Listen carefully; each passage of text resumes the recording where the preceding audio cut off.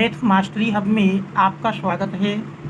बच्चों, आज हम कक्षा 10 गणित में अध्याय 3 दो चर वाले रैखिक समीकरण युग्म की प्रश्नावली 3.2 को हल करेंगे। तो यदि आप चैनल में नए हैं तो चैनल को सब्सक्राइब कीजिए और वीडियो को लाइक कीजिए और अपने मित्रों को शेयर कर दीजिए। अब हम देखते हैं प्रश्नावली 3.2 का पहला प्रश्न। पहले प्रश्न में दिया है कि निम्न रैखिक समीकरण युग्म को प्रतिस्थापन विधि से हल कीजिए, जिसका पहला पार्ट है x + y = 14 और x - y = 4। तो इन समीकरणों को हमको प्रतिस्थापन विधि से हल करना है। तो पहले का फर्स्ट पार्ट, पहला समीकरण है x + y = 14। ये हमारा पहला समीकरण है। और दूसरा समीकरण है x - y = 4। प्रतिस्थापन विधि से हल करने में समीकरण 1 या 2 में से किसी एक को ले करके हम x का मान y के पद में या y का मान x के पद में निकाल लेते हैं। तो समीकरण 1 से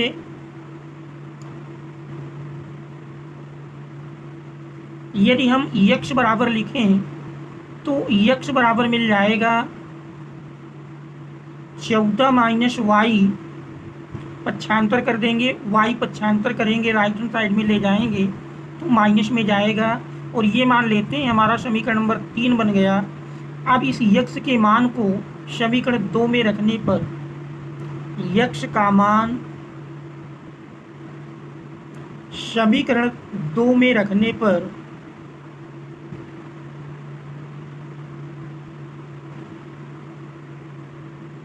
समीकरण 2 में x के स्थान पर 14 - y रख देंगे। तो 14 - y बराबर 4।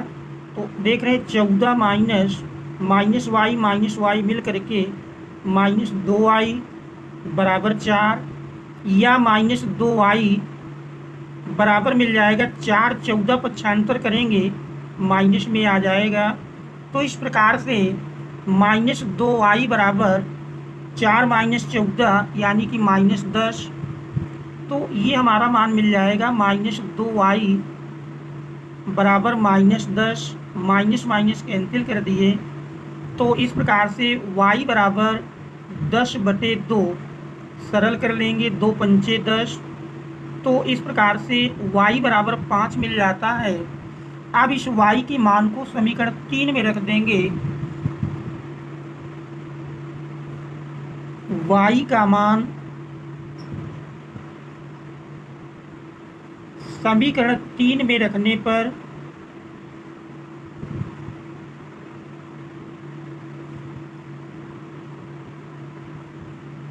तो y के स्थान पर समीकरण 3 में 5 रख देंगे। तो x बराबर 14 - y के स्थान पर 5 रखेंगे। 14 से 5 घटाएंगे, 9 × 5 = 14। तो x बराबर 9।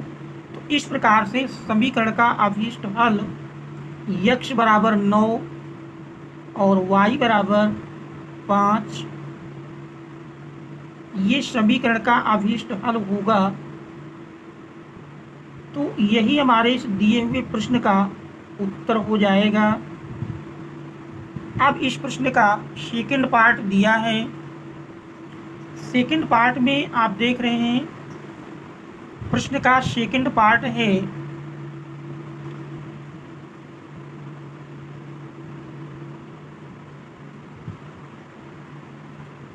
s - t = 3, s - t = 3, ये पहला समीकरण है। और दूसरा समीकरण है s/3 + t/2 = 6, ये हमारा दूसरा समीकरण है। अब प्रतिस्थापन विधि से हल करने में समीकरण 1 से हम s का मान t के पदों में लिख लेते हैं। समीकरण 1 से s = मिल जाएगा t + 3 ये हमारा समीकरण नंबर 3 बन जाता है। अब इस यश के मान को समीकरण 2 में रखने पर यश का मान समीकरण 2 में रखने पर तो देख रहे हैं यश के स्थान पर यदि हम t+3 रख दें तो t+3 upon 3 plus t/2 equal to 6। अब यदि हम 3 और 2 का लाशा लें 6 मिल जाएगा। 3 दुनाई 6, 2 का गुणा t+3 से करेंगे तो 2t प्लस 2 और 3 का गुणनफल 6 प्लस 2 तिहाई 6, 3 का t में गुणा किए 3t बराबर मिल जाएगा 6। अब हम 6 को पक्षांतर कर लेंगे, इधर भाग में है, राइट हैंड साइड में गुणा में चला जाएगा। 2t प्लस 3t मिल करके 5t प्लस 6 इक्वल टू 6 और 6 का गुणा किए 36। तो इस प्रकार से 5t बराबर 36 माइनस 6, 36 से 6 घटाएंगे 30 मिल जाएगा। और 5 देख रहे हैं लेफ्ट हैंड साइड में गुणा में है, पक्षांतर करेंगे भाग के रूप में आएगा, 5 छक्का 30। तो इस प्रकार से t का मान 6 प्राप्त हो जाता है। अब इस t के मान को हम समीकरण नंबर 3 में रख देंगे। t का मान समीकरण 3 में रखने पर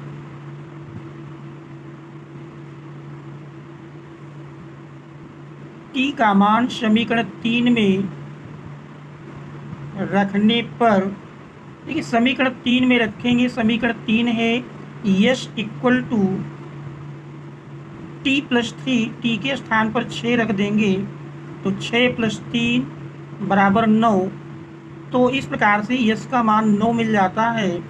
तो समीकरण के अभीष्ट हल यश बराबर 9 और t बराबर देख रहे हैं t बराबर 6 मिला है। यश बराबर 9 और t बराबर 6 इस समीकरण का अभीष्ट हल होगा। तो यही हमारे इस दिए हुए प्रश्न का उत्तर मिल जाएगा। थर्ड पार्ट दिया है पहले प्रश्न का third part, 3x minus Y बराबर 3 पहला समीकरण है और दूसरा समीकरण है 9x माइनस 3y बराबर 9। अब हम समीकरण 1 से y का मान x के पदों में लिख लें तो -y equal to 3 minus 3x, -1 से दोनों ओर गुणा कर दें तो y इक्वल टू मिल जाएगा -3 प्लस 3x। ये मान लीजिए तीसरा समीकरण बन जाता है। आप समीकरण 3 से y का मान समीकरण 2 में रखने पर y का मान समीकरण 2 में रखने पर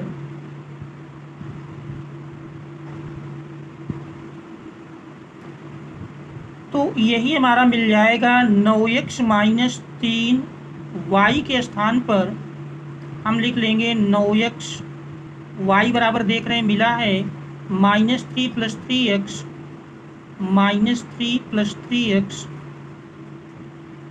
-3 + 3x इक्वल टू 9।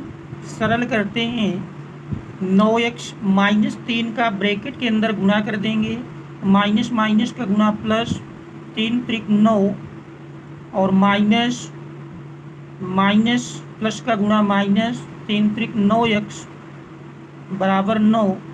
तो 9x प्लस माइनस कट जाएगा तो देख रहे हैं 9 बराबर 9। तो दोनों साइडों के मान बराबर आ जाते हैं जबकि चर हमारा समाप्त हो जाता है। इससे यह सिद्ध होता है कि दिए हुए समीकरणों के अनंत हल होंगे। या अपरिमित रूप से अनेक हल होंगे। अतः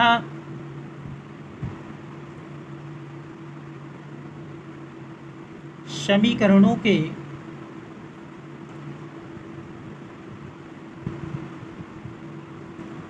अपरिमित रूप से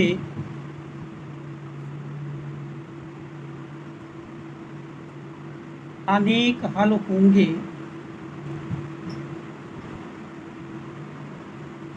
तो ये हमारे थर्ड पार्ट का आंसर होगा। अब हम देखते हैं इसका चौथा भाग। चौथे भाग में दिया है समीकरण है 0.2x plus 0.3y equal to 1.3। तो इसमें हम देख रहे हैं दशमलव दोनों साइडों में एक स्थान पर है। यदि हम दोनों ओर 10 से गुणा कर दें तो दशमलव हट जाएगा। दोनों ओर 10 से गुणा करने पर तो 10 से गुणा करेंगे तो मिल जाएगा 2x प्लस 3y बराबर 13। ये हमारा पहला समीकरण बन जाएगा। और दूसरा समीकरण दिया है 0.4x प्लस 0.5y बराबर 2.3। इसमें भी देख रहे हैं दोनों ओर दशमलव एक स्थान पर है। यदि दोनों ओर हम 10 से गुणा कर दें तो में ही मिल जाएगा 4x प्लस 5y बराबर 23। ये हमारा दूसरा समीकरण बन जाता है। अब समीकरण 1 या 2 में से किसी एक में हम एक चर का दूसरे चर में रूपांतरण कर लेते हैं। समीकरण 1 से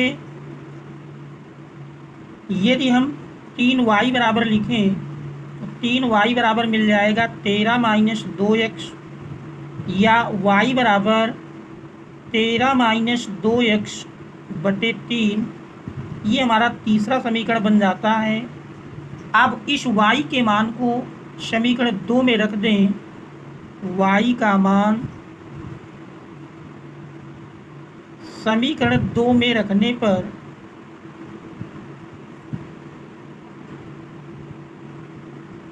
समीकरण 2 में दिया है 4x प्लस 5y।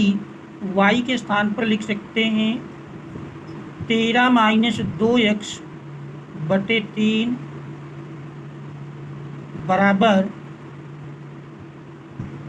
23। सरल करेंगे 3 लाशा ले लें तो लाशा लेने के पश्चात मिल जाएगा 3 हम लाशा लेंगे 4 3 12x प्लस 5 का ब्रैकेट के अंदर गुणा कर दें 13 पचे 65 माइनस 5 दुनाई 10x बराबर 23। अब 3 को पक्षांतर करके राइट हैंड साइड में ले जाएंगे तो 12x माइनस 10x 12x से 10x घटाएंगे 2x प्लस 65 बराबर मिल जाएगा 23 में 3 से गुणा कर लेंगे 23 त्रिक 69। इसके बाद 65 पक्षांतर करेंगे 65 पक्षांतर करने पर मिल जाएगा 2x बराबर 69 माइनस 65। 69 से 65 घटाएंगे 4। इस प्रकार से x बराबर 4/2 4/2 सरल किए 2 दुनाई 4। तो इस प्रकार से x का मान 2 मिल जाता है। इस x के मान को समीकरण 3 में रखने पर x का मान समीकरण 3 में रखने पर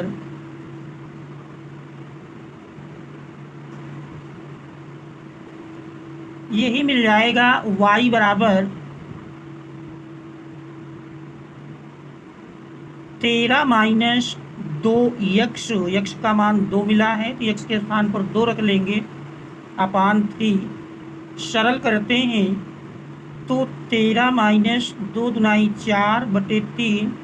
13 से 4 घटाएंगे 9 तो y बराबर 9/3 3 त्रिक 9। तो इस प्रकार से y का मान 3 मिल जाता है।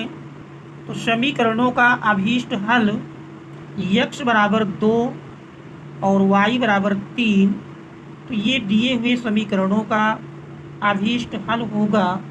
तो यही हमारे इस प्रश्न का उत्तर हो जाएगा। अब हम देखते हैं अगला प्रश्न। अगले प्रश्न में दिया है, प्रश्न का 5वां पार्ट है। 5वें पार्ट में समीकरण दिए हैं।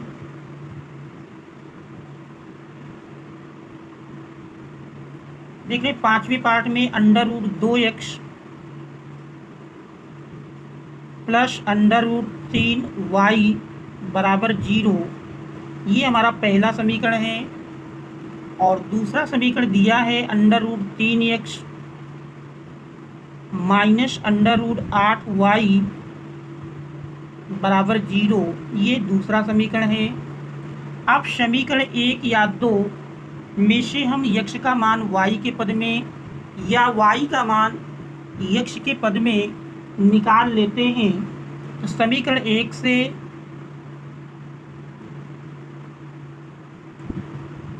√3y बराबर मिल जाएगा माइनस √2x या y equal to minus √2 upon √3x, ये हमारा तीसरा समीकरण बन जाता है। अब इस y के मान को समीकरण 2 में रख दें। y का मान समीकरण 2 में रखने पर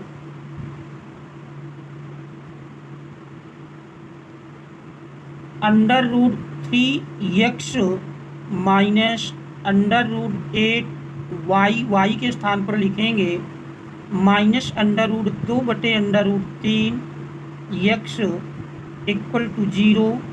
सरल करें तो √3x माइनस माइनस का गुणा प्लस हो जाएगा। 8 दूनी 16, 16 का वर्गमूल 4, 4/√3x इक्वल टू 0। देख रहे हैं x यदि हम कॉमन कर लें तो मिल जाएगा √3 प्लस 4/√3 इक्वल टू 0। अब इसमें हम x बराबर लिखेंगे तो 0/√3 प्लस 4/√3, जानते 0 बटे कोई भी संख्या लिखेंगे तो 0 मिल जाता है। तो x का मान 0 मिलता है। अब इस x के मान को समीकरण 3 में रखने पर x का मान समीकरण 3 में रखने पर 3 में रख देते हैं तो y बराबर माइनस √2/√3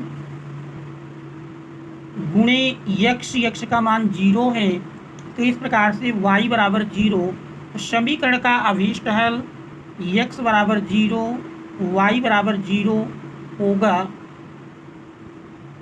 अब हम देखते हैं अगला प्रश्न। प्रश्न का 6ठा पार्ट है। 6ठे पार्ट में देख रहे दिया है 3x/2 minus 5y/3 equal to -2, ये पहला समीकरण है। और दूसरा समीकरण दिया है x/3 plus y/2 equal to 13/6, ये दूसरा समीकरण है। देख रहे हैं यूपी 2024 IA संकेतांक में आया हुआ है। तो इस प्रश्न को हम प्रतिस्थापन विधि से हल करते हैं। तो देख रहे हैं इसमें 2 समीकरण दिए हैं और इनसे हमको हल करके x और y के मान निकालना है। तो इसके लिए हम सबसे पहले समीकरण 1 से x का मान y के पदों में लिख लेते हैं। समीकरण 1 से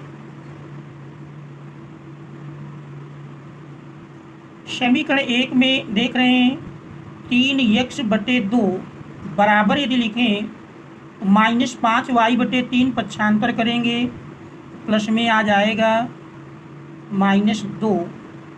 इस प्रकार से यक्स बराबर लिखेंगे 3/2 राइट हैंड साइड में जाएगा, उलट जाएगा 2/3 के पद में, ब्रैकेट में हमारा 5y/3 -2। ये हमारा तीसरा समीकरण बन जाता है। अब इस यक्स के मान को समीकरण 2 में रखने पर यक्स का मान समीकरण 2 में रखने पर यक्स का मान समीकरण 2 में रख लेते हैं। समीकरण 2 देख रहे हैं, दिया है x/3। यक्स के स्थान पर हम ये मान रख लेंगे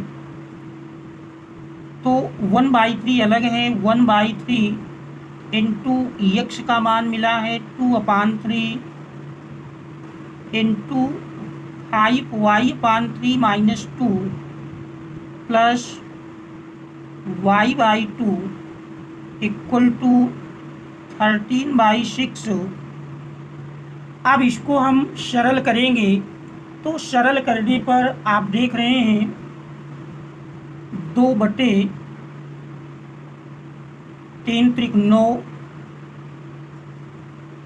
और इस 2/9 का ब्रैकेट के अंदर गुणा कर दें तो 2/9 इंटू 5y/3।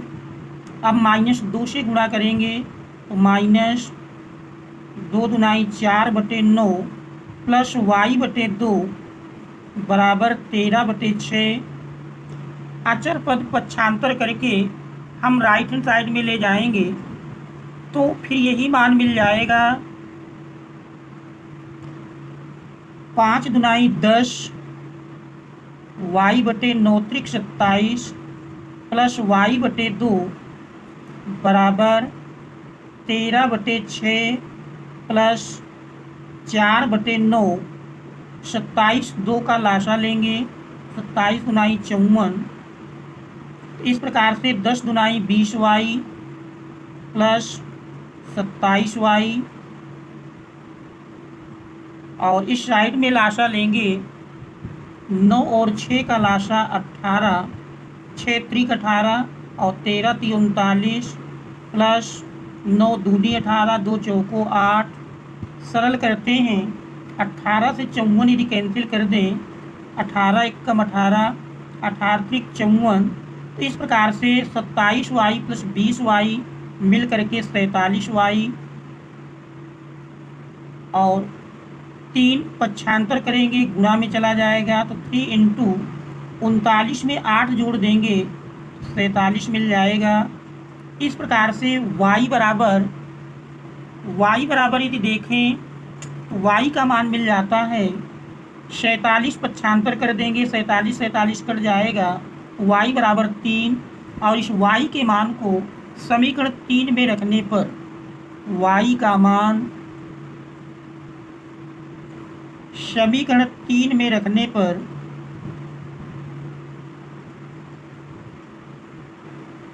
तो समीकरण 3 हमारा दिया है यक्स बराबर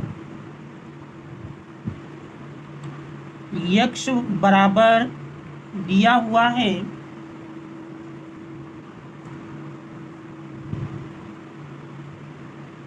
2/3